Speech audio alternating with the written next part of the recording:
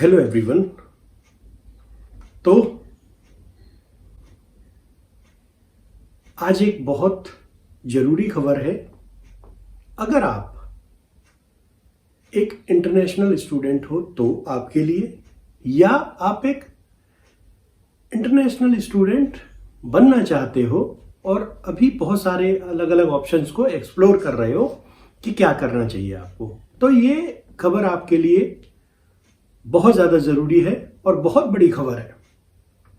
तो खबर क्या है?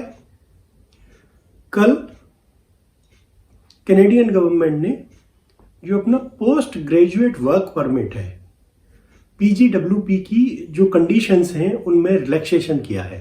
जैसा आपको पता होगा कि पीछे जो उन्होंने पिछला जो अपडेट दिया था उसमें ये बोला था कि अगर आप किसी भी DLI में पढ़ रहे हो, चाहे आप ऑनलाइन भी पढ़ रहे हो अपनी कंट्री में रह के या कनाडा में आके, तो आपका कोर्स अगर मार्च में स्टार्ट हुआ है और 8 से 12 महीने या 2 साल तक की ड्यूरेशन तक का आपका कोर्स है, तो उस कोर्स का आप आधा ऑनलाइन पढ़ सकते हो और फिर भी आपको PGWP में जो भी पोस्ट ग्रेजुएट वर्क परमिट है उसमें जो आपका काउंट ऑफ आवर्स होता है वो प्रॉपर माना जाएगा।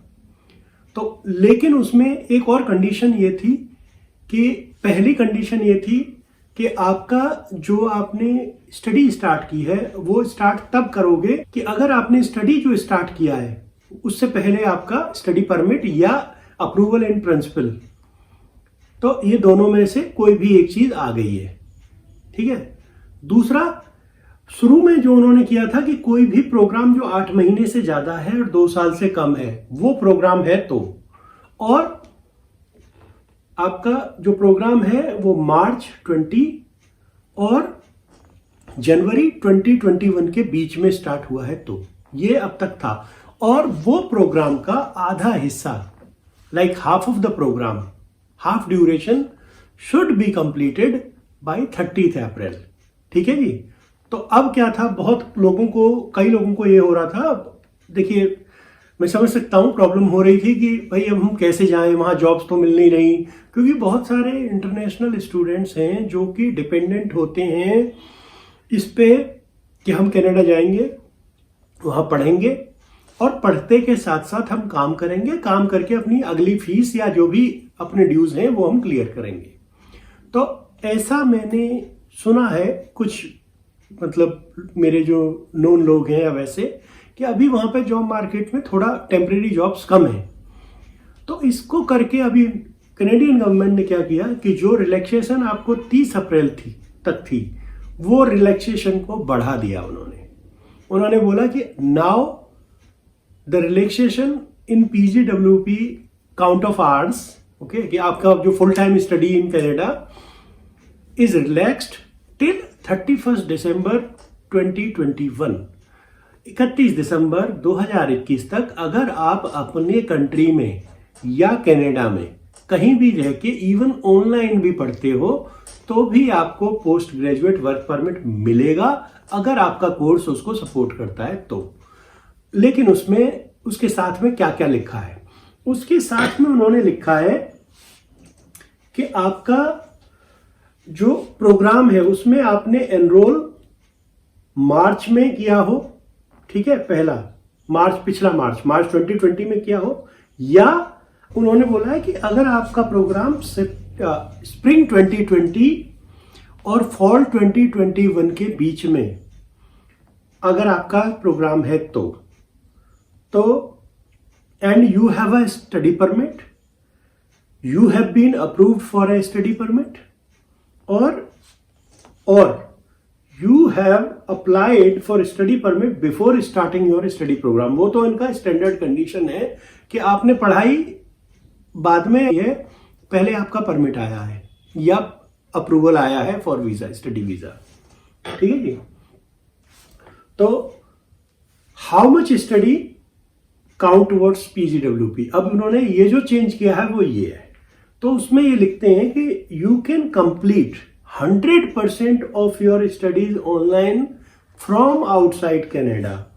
All your time studying online outside Canada between spring 2020 and December 30th, 2021 counts towards the length of PGWP. This applies even if you are completing 2 study programs. लेकिन एक और चीज है इसमें कि जो भी आपका जो प्रोग्राम आप ले रहे हो वो 2 साल से कम का रहना चाहिए। 2 साल के अंदर वाले प्रोग्राम का है ये कि अगर आप ऑनलाइन भी कर रहे हो तो you would be given post graduate work permit, ठीक है।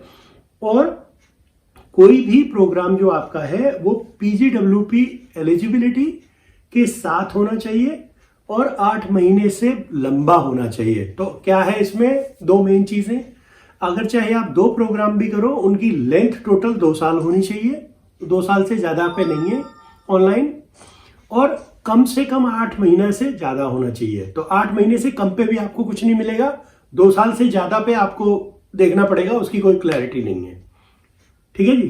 तो ये हो गया।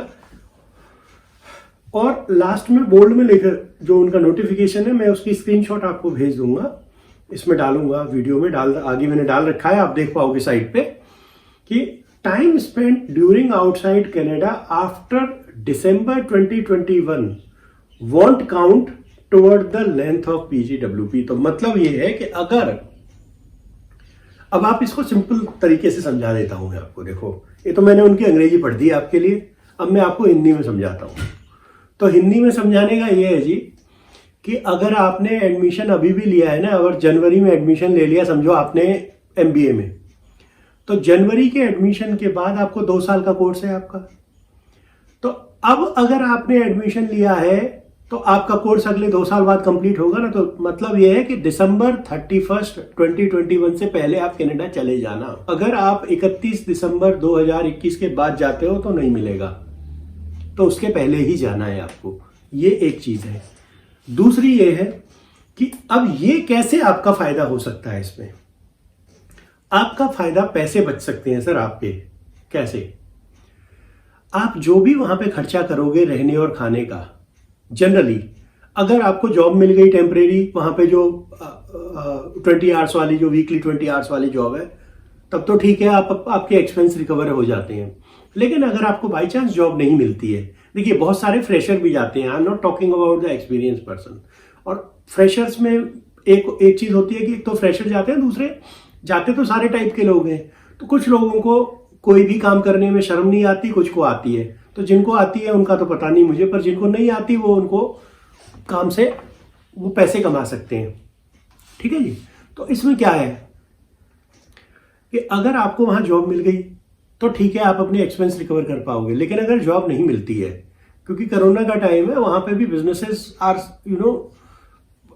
नॉट डूइंग वेल, तो इसी हिसाब से जॉब कट भी हो रहे हैं, थोड़ा बहुत फर्क तो पड़ रहा है, ऐसा नहीं है कि फर्क नहीं पड़ रहा है, कनाडा में भी फर्क पड़ा है।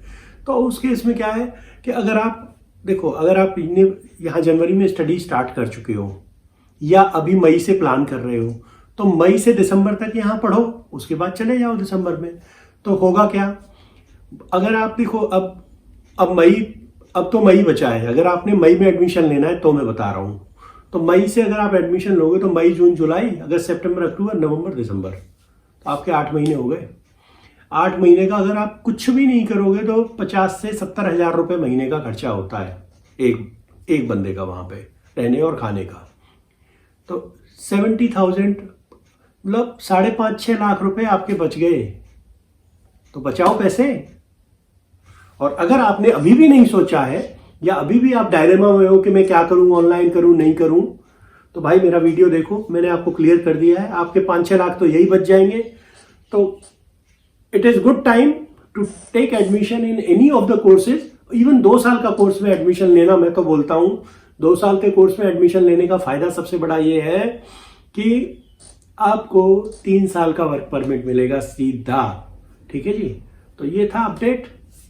I hope this will help you. अगर आपको ऐसा लगता है कि ये हेल्प करेगा आपको या आपके फ्रेंड्स को, फैमिली को, किसी को भी, तो just share, subscribe and like my videos. Thank you very much. Stay safe.